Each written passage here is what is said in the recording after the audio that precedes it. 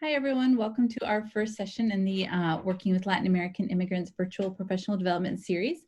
This session is Latin American Immigrants in North Carolina.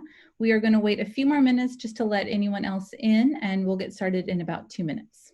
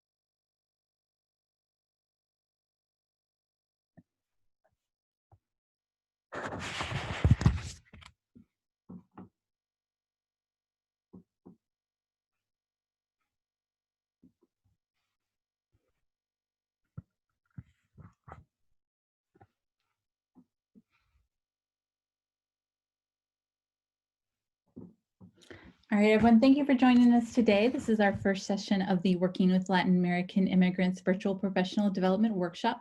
We are very glad that you're spending your morning with us, so thank you for being here. This session is Latin American Immigrants in North Carolina.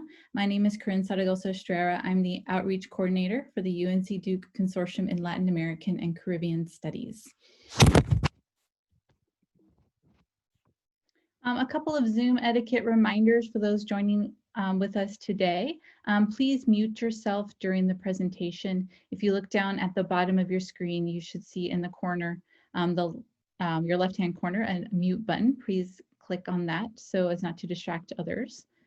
To improve internet connectivity for all, please keep your video off during the presentation. You can also see next to the mute button, there's a video button that you can turn off as well. If you have any questions, please use the chat box to ask me, and I'll address it during our Q&A session, which are spread out throughout the presentation, and we'll gladly answer any questions through there. Okay. A few workshop session notes. Sessions will be recorded and uploaded to the UNC-DUKE Consortium YouTube channel. So if you find this presentation useful and you want to go back and rewatch parts of it, if you want to share with others who are not able to attend today, you'll be able to view those on YouTube at a later date. We'll also be presenting the presentation PowerPoints. We'll be collecting those and sending them out via email at the end of the week. So if there's some useful information, some links that you want to utilize later on, we will be sending out this presentation so you can access those later. Now we're going to have a little bit of interaction in today's session. If you'd like to participate, you can either open a new tab and go to polleve.com/CorinZ831, or you can grab your phone and text CorinZ831 to the number 22333 to join, and then throughout the presentation you can simply text your answers to participate. So I'll give everyone a few minutes to join to participate.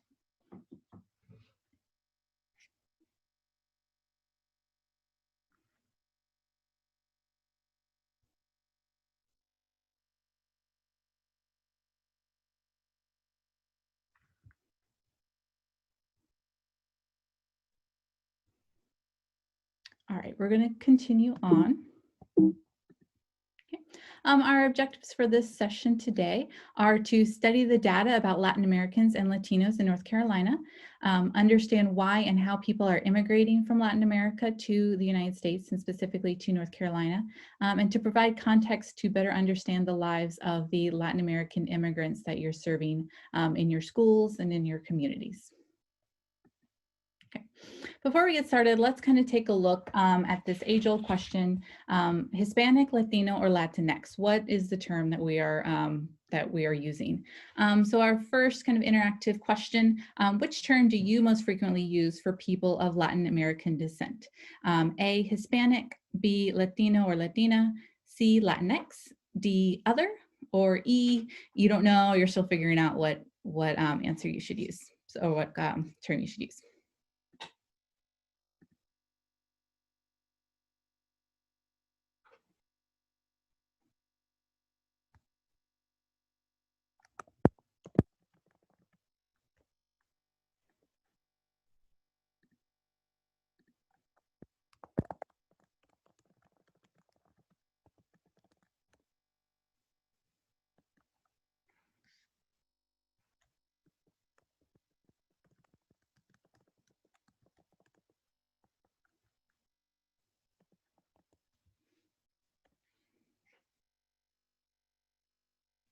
I've seen about a little over half the people are using Latinx. We've had a couple of answers in the chat box as well for Latino or Latina, and about 25% use Hispanic. Give everyone else a few more minutes to answer or to kind of experiment with this new format.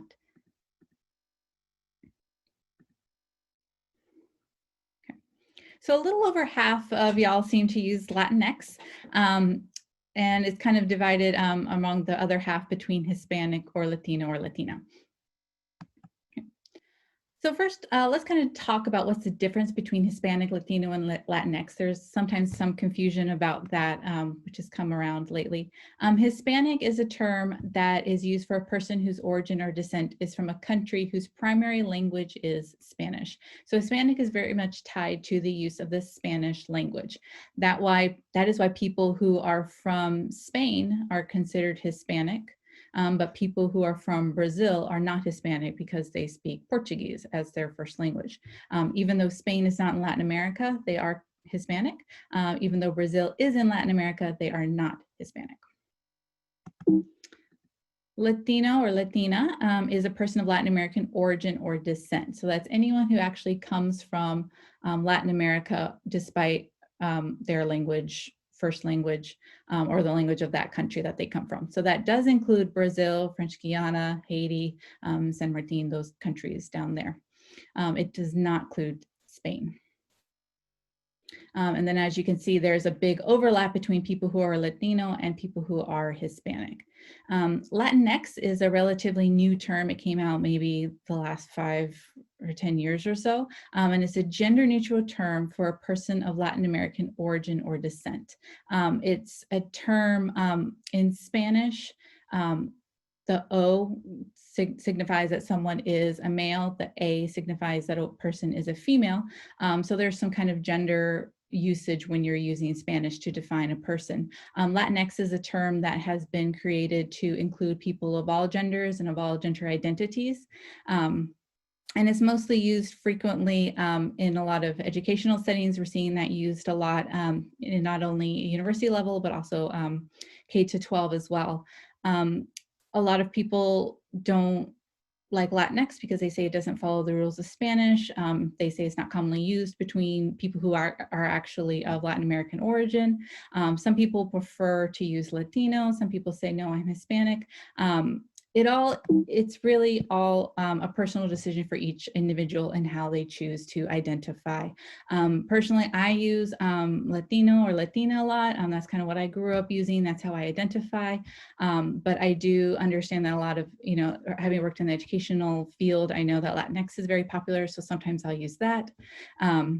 So that just kind of explains why sometimes I personally will kind of go between those two in the presentation. And you'll see also why on the session list, why there are different, we use the different terminology. It kind of depends on the presenters and which term that they prefer to use is how we've titled those sessions as well. Another thing to note is a lot of times people who are actually immigrating from Latin America will choose to use their country as their identifier. So they don't say, oh, I'm Hispanic. They say, no, I'm Dominican, I'm Mexican, I'm Cuban. Okay, again, it's all a personal decision. If you want to read more about this, I highly recommend the comics by Terry Blas. You can follow the links in the presentation. It's also a really great way, a really fun, engaging way to inform perhaps students or other people about the difference between Latino and Hispanic and what exactly Latinx means. Now let's look at some data about Latinos in North Carolina. Okay. If you look at this map, you'll see that about 9% of North Carolina residents are Hispanic or Latino. This is from 2016. This is the most recent data that I could find. And this identifies by county the percentage of the total population that identifies as Hispanic or Latino. So if you'll notice, the darker red indicates a higher percentage of the people in the county who are Latino or Hispanic. You'll see that a lot of these kind of more rural areas, those are Montgomery, Lee, Sampson, and Duplin counties have the highest total percentage of people who identify as Hispanic or Latino. And those counties are more rural. They have a lot of, there's a lot of agriculture and industry in those areas. There's a lot of meat packing industry. So a lot of Latinos living in these areas work in those fields. But if we're looking at the total number of the actual population that are Hispanic or Latino, more Latinos live in Mecklenburg County and in Wake County. 1 in 4 Latinos in North Carolina live in one of those two counties. Again, those are Wake County, which has Raleigh, the city of Raleigh, and then Mecklenburg, which has the city of Charlotte. Each of those counties have over 100,000 Latinos living in the area. Looking on this graph, we see that 59% of North Carolina Hispanic populations was born in the United States. And as you can see, this hasn't always been the case. Traditionally, it had always been that we had more immigrant-born Hispanics living in North Carolina, but that kind of seemed to take a turn in 2010 when a little over half of the Latinos living in North Carolina were US born. And we see that trend continue up into 2016 when about 59%, so almost 60%. Again, this is old data, so I would imagine that number has continued the trend and has kept rising, whereas the number of the Hispanics who have immigrated from Latin America has kind of plateaued and is even starting kind of a downward trend starting in about 2015, which is probably, I would guess, is continuing today. So when you're looking at the students in your classroom, it's more and more likely that they are students who are US citizens that were born in the United States who are in your classroom. So that's an important note to make when you're working with students as well. Now, obviously, I think most of you know that if you're born in the United States, you're automatically a US citizen. But what about those people who are immigrating to the United States? What are the paths to US citizenship? I think it's important to know these paths to kind of understand how people from Latin America are coming into this country, either with documentation or without documentation. Okay. So the paths to US citizenship, there are 3. The first is family-based immigration. This is where you have to have a family member who is eligible, who is a US citizen or a legal permanent resident who can sponsor you, and they have to be a close family member, so a parent, a son or a daughter. It doesn't really work for your cousins or your aunties or uncles. The second is employment-based immigration, and the third is refugees and asylees. Now, of all these 3 different types, the Immigration and Naturalization Act allows for a worldwide limit of 675,000 immigrants each year. And these are just the paths to come into the United States with documentation. You become a legal permanent resident, and then after 5 years, you're actually eligible to apply for citizenship. Let's watch a short video which will kind of explain a little bit more about some of the limitations of each of these types of immigration paths. The United States has an immigration system that hasn't changed much since the 1960s. However, the number of immigrants has grown from 5 million to nearly 44 million. According to the think tank Migration Policy Institute, nearly 30% are unauthorized immigrants, and most of them have been here for at least a decade. So why don't they just get in line, you may ask? Well, one reason, for most unauthorized immigrants, there is no line. If you don't have an immediate family member here with permanent status, getting a green card is really hard. You could try immigrating through your work or profession, but visas are really limited, and even more so for low-skilled jobs.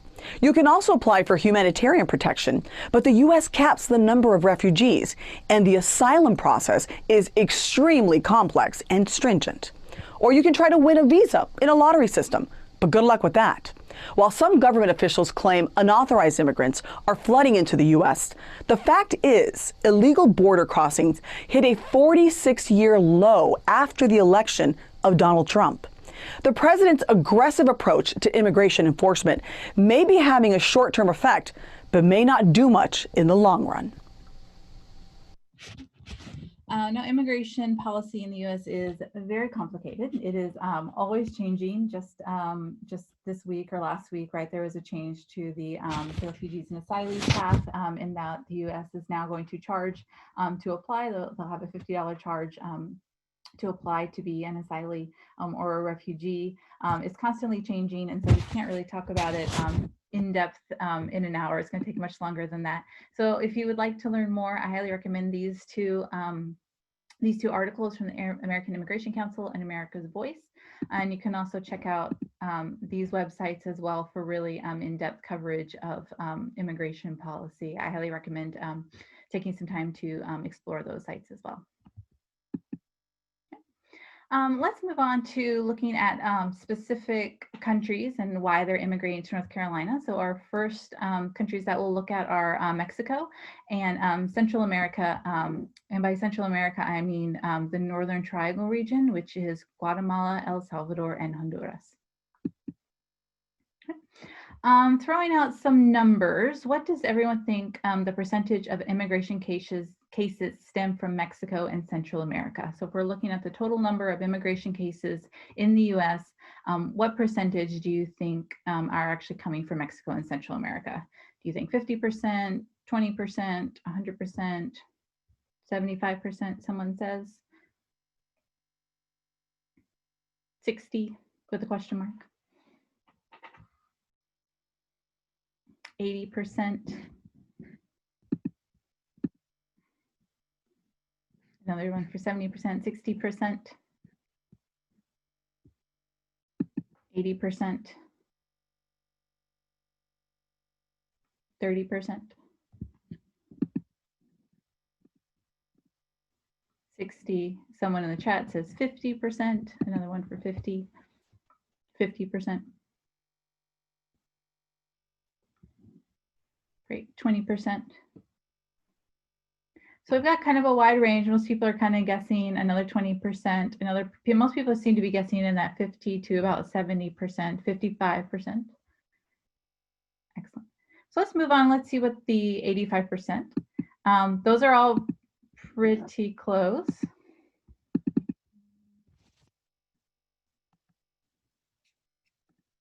25%. Okay, so let's move on and let's see what the real number is, if I can move on.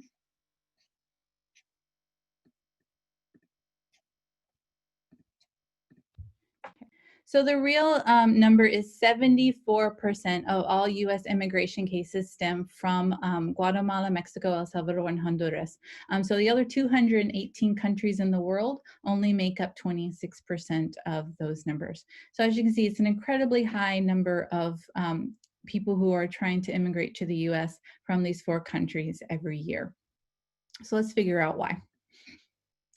Looking more specifically at the data in North Carolina, you can see that in 2017, about 57%, so a little over half of the North Carolinians who identify as Hispanic or Latino are of Mexican origin. That's a little bit lower than the US average of about 63%. And then if you look at the people from the Northern Triangle, so El Salvador, Honduras, and Guatemala, you'll see that it ends up averaging out to about 14%, which is much higher than the average in the US, which is about 8% right here. So North Carolina has a higher than average number of people coming from the Northern Triangle. And again, this is old data, so those numbers might be a little different today. But let's kind of look at why people are immigrating from Mexico and Central America.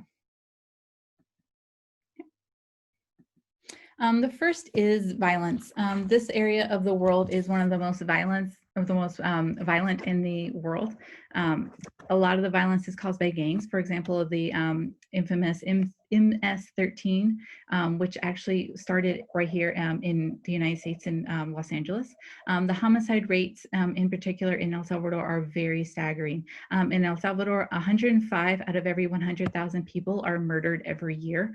To put that number in perspective, in the US, that number is about 5.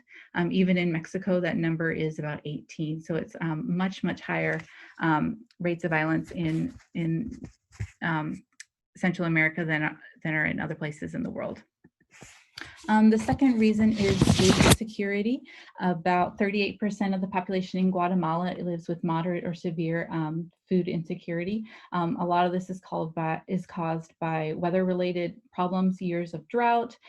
There's crop failures that happen every year, and the issues of climate change are only making those matters a lot worse. So a lot of people are coming to the United States because they are literally starving.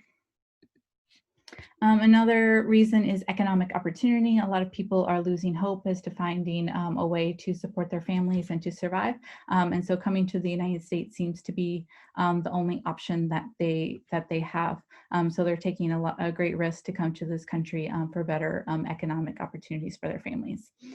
A lot of these issues can stem from issues created by the United States. We're going to watch part of a video that will touch upon how the US has caused some of these problems in Central America that are causing people to immigrate to the United States.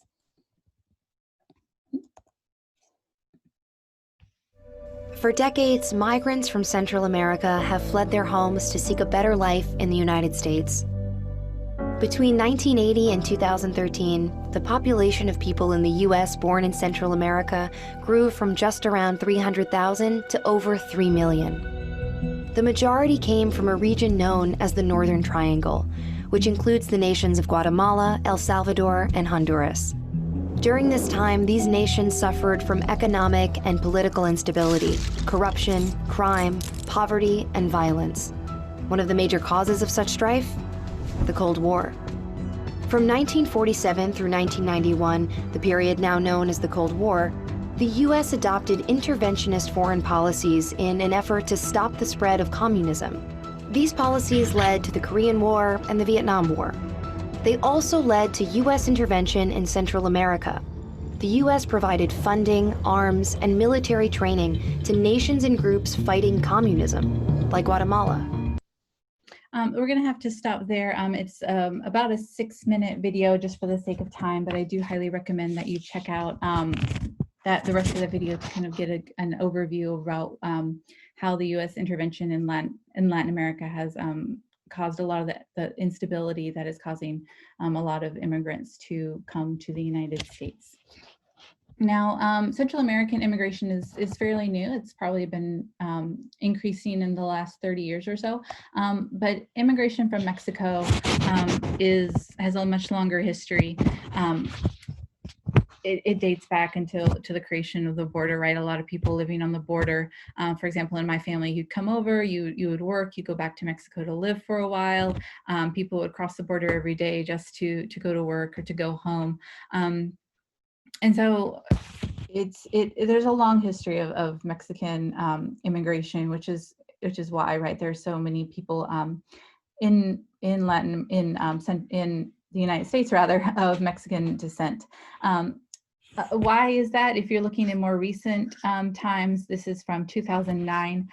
You can see some of the reasons why people are immigrating from Mexico. The survey done by Pew Research Center is of Mexican citizens. And some of the reasons that they gave for immigrating to the United States include corrupt political leaders, illegal drugs, economic problems, and crime as well. Another contributing factor to that is NAFTA, the North American Free Trade Agreement. It took effect into 1994 and was actually recently replaced in 2020. Went into effect by the US-Mexico-Canada Agreement, or USMCA, but it's a pretty similar program as well. So let's kind of look how NAFTA impacted positive and negatively people in Mexico.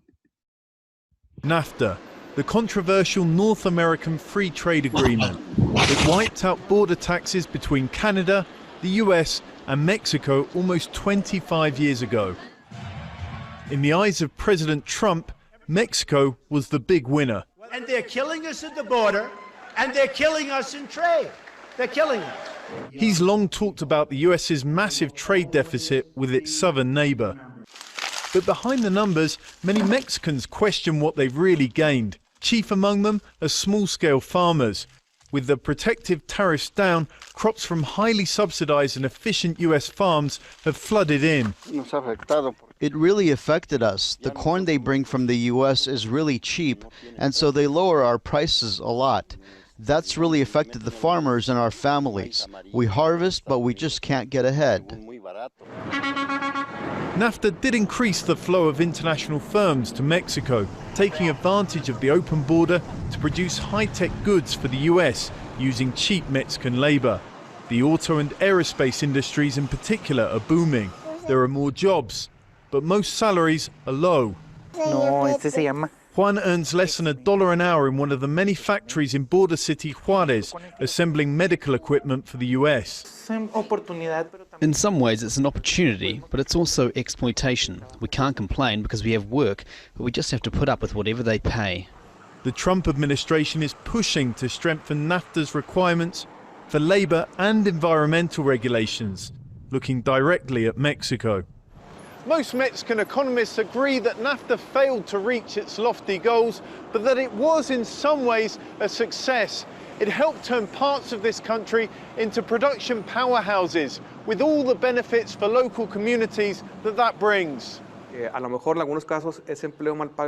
does provide work, even if it's badly paid, and it gives people a chance to get training, health insurance. If the US government decides to put up tariffs, it would put people out of jobs in the main plants, and also along the supply chain. It would be a devastating chain effect. Just don't try telling struggling workers like Juan that they're the big NAFTA winners. John Holman, Al Jazeera, Ciudad Juarez. All right, so if we're looking at immigration from Mexico and Central America, the pathways that people are taking to immigrate to the US, a lot of Mexicans follow the family-based immigration system to come to the US legally. The only issue is that 1.3 Mexicans are currently on the legal immigrant visa wait list. Every year, the United States only allows in 6% of the total immigrant population from one country.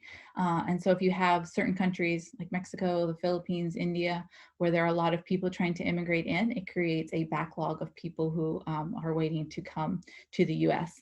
That number, that 1.3 million, has resulted in a 20+ year wait list for visas for people from Mexico trying to come to the US. And if you're in danger, if you're starving to death, you literally can't wait 20 years to come for safety. For Central Americans, a lot of people are coming to the US to apply for asylum. To be granted asylum in the US is a very complicated process. You have to establish a fear of persecution in your home country, but that persecution has to be based on your religion, race, nationality, political opinion, or membership of a particular social group. So as we said, it's a very violent region in the world. A lot of the violence is caused by gangs, but it's not enough to say, well, the gang is threatening to kill my son if he doesn't join, because they're not killing him based on his religion, or they're not killing him because he's Black, right? So it's very difficult to be granted asylum. According to the Transnational Records Access Clearinghouse of Syracuse University, 69% of asylum seekers were denied asylum in 2019. And this number of people who are being denied asylum has been gradually increasing since 2017.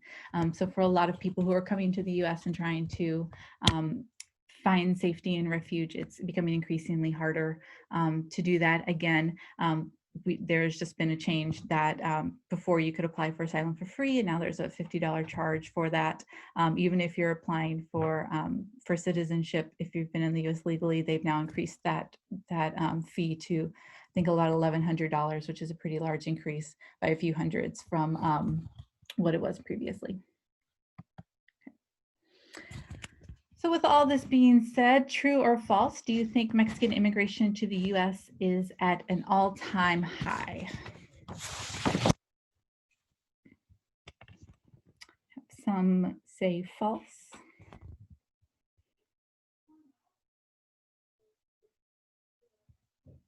Okay, someone says true.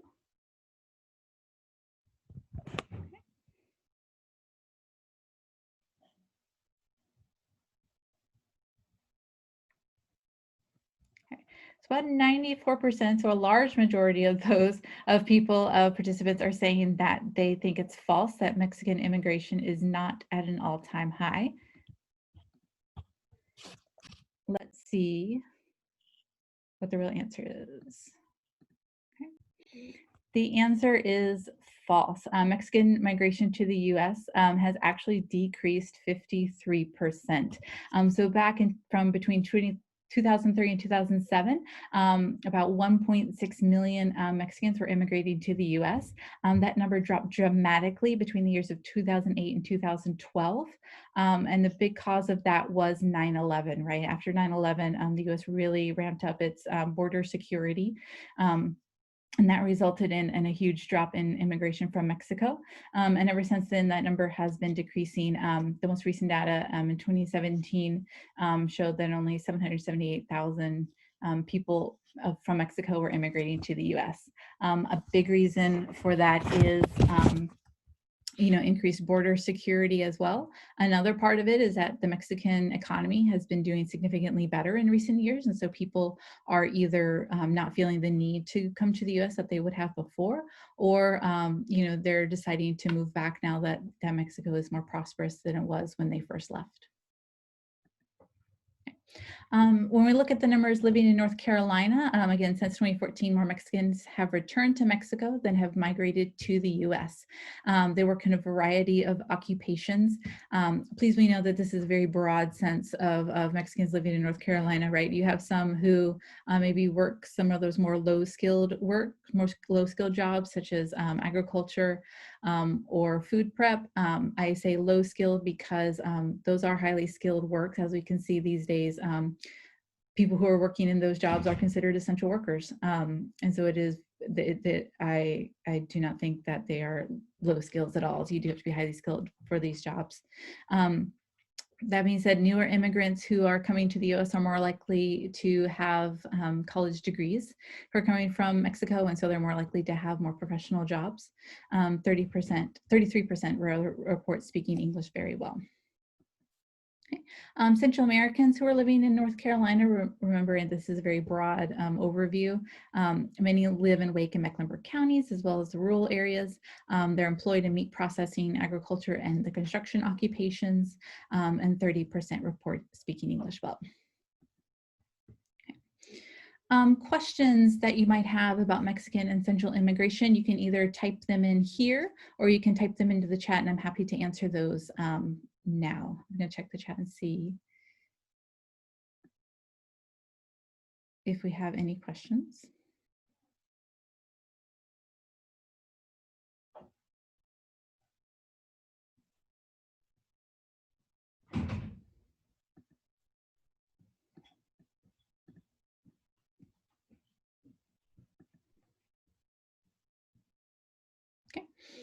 Since we have no questions, I'm going to go ahead and continue on to the next section.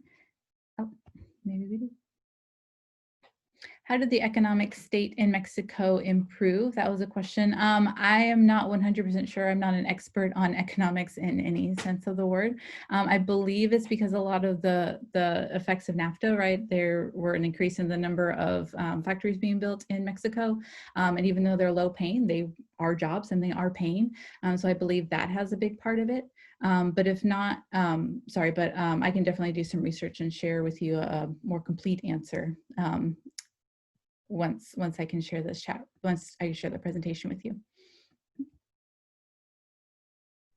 Do you happen to know the documented versus undocumented breakdown of adult Latino immigrants in North Carolina? Unfortunately, I don't. I have been asked for those numbers. I haven't been able to find them anywhere. We will have a session on Thursday at 10 a.m. Working with undocumented immigrants. They might have the information for that.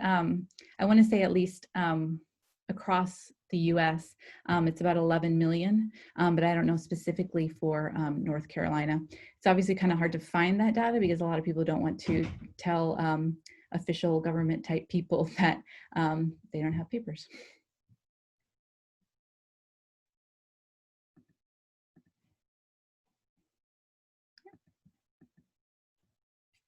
All right, I'm going to move on to our next section, which is Caribbean Latinos in North Carolina. Sorry. So if we look down again at the data, this is the Puerto Rican and Latino population in North Carolina from 2014. You can see about 10% of the Latino population in North Carolina identifies as Puerto Rican, 2.1% identifies Cuban, 2.0% identify as Dominican. So in total, it's about 14% of Latinos in North Carolina have Caribbean descent or of Caribbean descent. So the big question again, right? Why are Caribbean immigrants coming to the United States? The first is political freedom. Right, historically, Caribbeans are more established in the U.S. Because the first wave of Caribbean immigration started back in the 1950s and 1960s because they were coming here for political freedom. As you all probably know, Fidel Castro led a communist takeover of Cuba in 1959. So thousands of Cubans have fled to the United States ever since then.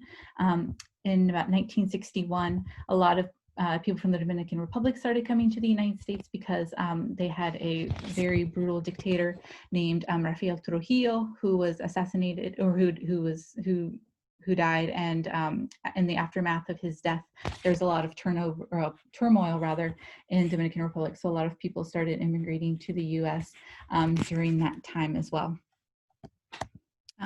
The other is economic opportunity. Again, like Central Americans, people are searching for a better way of life. There's a lot of high poverty in the Caribbean region. For example, in the median household income in Puerto Rico is just over $20,000, and the poverty rate is 43%. A lot of this poverty, again, is kind of caused similar to kind of NAFTA, right, where a lot of companies in the US are setting up, or around the world rather, are setting up a lot of factories that pay very low wages. A lot of people come from the country to the cities to work in these factories. And then once there's so many people, some people have jobs, some people don't. And so without any economic opportunity in the city, they come to the United States for better opportunities. Immigration from the Caribbean kind of follows three very unique pathways. For Cubans coming to the United States, 88% immigrate as refugees and asylees. What's really interesting about Cuba is that the US government has historically given very special privileges to Cuban immigrants. As you know, from this presentation and even from history class, right, the US government is not really a fan of communism. So in 1966, Congress passed the Cuban Adjustment Act, which allows Cubans to become lawful permanent residents after being in the US for only 1 year. So they're kind of fast-tracked through that immigration process to become citizens. In the 60s, they were also given a lot of economic, a lot of grants, federally funded grants, assistance with food, extra medical care, because they were fleeing a communist country. In 1994, President Bill Clinton adopted the wet foot, dry foot policy. And we're going to learn a little bit about that because there was a change to that under President Obama. So let's take a look about wet foot. The thing you need to know about the wet foot, dry foot law is that for decades, it has allowed tens of thousands of Cubans that reach the United States to stay. No other nationality in the world receives this kind of preferential treatment. Cubans who are caught at sea by the U.S. or Cuban Coast Guards are sent back, but for the lucky ones who make it to dry land, they are almost always allowed to stay in the U.S. The Cuban government has complained this has encouraged thousands of people over the years to leave. President Obama has now ended the policy, and many people here said they are disappointed because the Cuban economy is worsening and that there will no longer be an escape valve, and this could lead to perhaps even unrest in Cuba. But for the first time in decades now, Cubans who do take to the sea or try to travel by land to the United States will no longer automatically be accepted. So it's important to note that even though the wet foot, dry foot policy has ended, that Cuban immigrants still do get the special privilege of having to only wait 1 year to become lawful permanent residents. Immigrants from the Dominican Republic, 99% immigrate through family-based immigration. I taught in Raleigh and had a lot of Dominican students, and a lot of them had a lot of family living in the United States as well. So most Dominicans, the far majority of Dominican immigrants immigrate because they have a family member already in the United States. And then, as you know, Puerto Ricans are, as part of a U.S. territory, are citizens by birth. So they're technically not immigrants because they are citizens, and they have all the benefits of citizenship once they're in the United States that other undocumented immigrants might not have, or immigrants who are from another place and are not citizens don't have. Taking a guess, which two states in the U.S. have the highest percentage of Cuban and Dominican immigrants? Do you think it's A, Florida and North Carolina, B, New York and Florida, C, North Carolina and Texas, D, California and New York, or E, none of the above?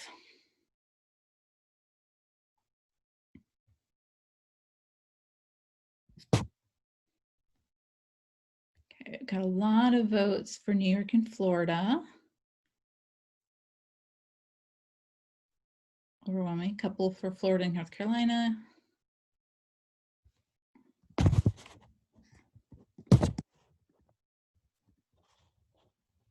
Another vote for A. So overwhelmingly, people are voting for New York and Florida as being the two states that have the highest percentage of Cuban and Dominican immigrants. And you would be correct in that. So if we're looking at Cubans living in North Carolina, many of the people who are of Cuban descent and are living in North Carolina are actually moving from Florida. 70% of the Cubans in the United States live in Florida. 67% of those live in the greater Miami area. And so once they settle in Florida, for whatever reason, maybe a job opportunity, maybe they're tired of the hurricanes, right? They come up and they move to North Carolina from there. They work in a variety of different occupations, including management, business, science. They work in the service industry, sales and offices, and also construction and production. So a wide range of occupations for Cubans, and 36% report speaking English well. As for Dominicans living in many moved from New York to North Carolina. Of all Dominicans living in the U.S., 48% live in New York, 41% of those concentrating in 4 different boroughs within New York City, the Bronx, Manhattan, Brooklyn, and Queens. They're coming to North Carolina for the same reason that many people from New York, New Jersey, Pennsylvania, right, are coming down to the U.S., are coming down to North Carolina, rather. There are job opportunities, low cost of living, great weather, good schools. It's bringing Dominicans for the same reason that's bringing a lot of people to our great state of North Carolina. And most of them are employed in service or production occupations, and about 36 report speaking English well. Again, understanding that this is kind of a broad overview and that people work in a variety of industries. For Puerto Ricans living in North Carolina, most live near military bases, such as in Fayetteville, and also in the Research Triangle Park area, kind of that Raleigh-Cary area. 5.7% serve in the armed forces in some sort of military position, and 10.9% are veterans. And then, of course, 88% report speaking English well, since English and Spanish are the official languages of Puerto Rico. Any questions I can answer now about Caribbean immigration to North Carolina or anything that we have covered so far? You can either type it in here or type it in the chat.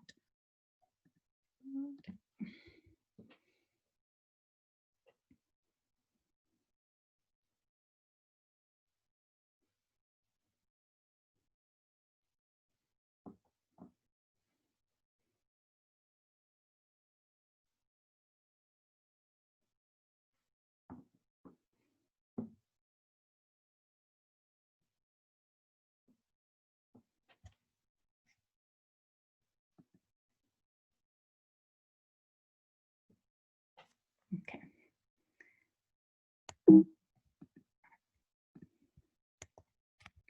Well, if there are no questions for that, if you have any questions that you think about later, please feel free to email me.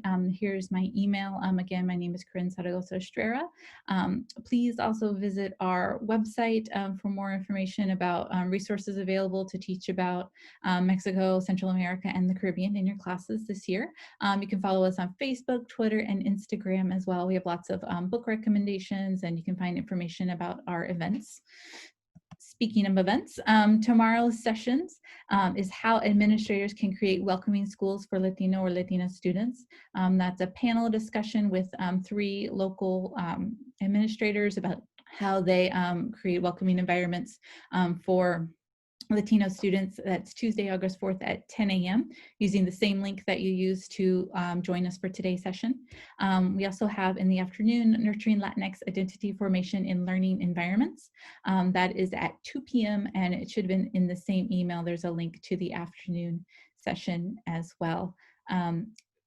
If you would like a certificate of completion, so you can put it towards CEUs, please visit go.unc.edu/NC immigration, and then we'll get that certificate to you as soon as we can. If you have any questions, again, I'll leave that, that up, and I'll add this in the chat if I can figure out how.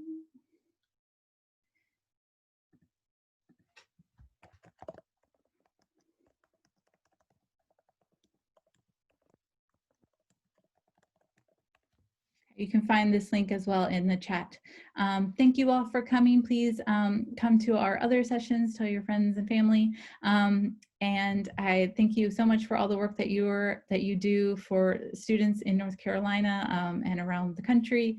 And best of luck with the upcoming school year. Thank you so much.